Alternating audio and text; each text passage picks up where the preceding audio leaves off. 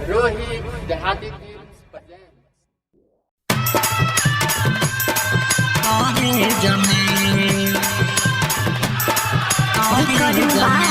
Nandlala film Samastipur. हमर छौरी गे तोरा दहे जे तो लाश हमर छौरी जे तो लाश हमर छौरी गे तोरा दहे जमे जे तो लाश हमर छौरी गे तोरा दहे जमे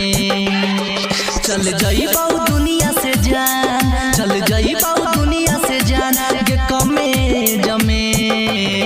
जे तो लाश हमर छौरी गे तोरा दहे जमे जे तो लाश हमर छौरी गे तोरा दहे जमे जमे दहे जमे। Music by DJ Badal Raj recording by Nandlala film Samastipur. जे तो लाश हमर छौरी गे तोरा दहे जमे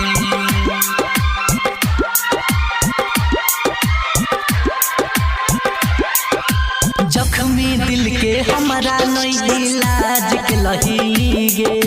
जई भी ससुरावा दोसरा संग नहीं लाज के लही गे जख्मी दिल के हमारा नहीं इलाज के लही गे जई भी ससुरावा दोसरा संग नहीं लाज के लही गे अब जान हमर जैतौ परान हमर जैतौ अब अर्थी नहीं छौरी शमशान हमर जैतौ उठ गेल दर्द खूब जान गे हमारा करे जमे जे तो लाश हमर छौरी गे तोरा दहे जमे जे तो लाश हमर छौरी गे तोरा दहे जमे रोहित देहाती फिल्म्स दहे जमे। Music by DJ Badal Raj recording by Nandlala film Samastipur. जे तो लाश हमर छौरी गे तोरा दहे जमे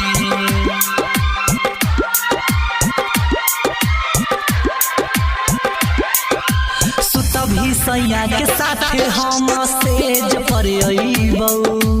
भूत बन के छौरी तोरा बेड पर अइबौ सुतभी सैया के साथे हम सेज पर अइबौ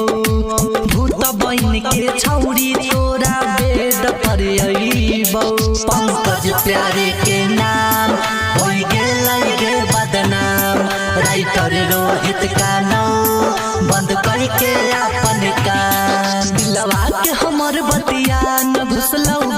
जमे जे तो लाश हमर छौरी गे तोरा दहे जमे जे तो लाश हमर छौरी गे तोरा दहे जमे।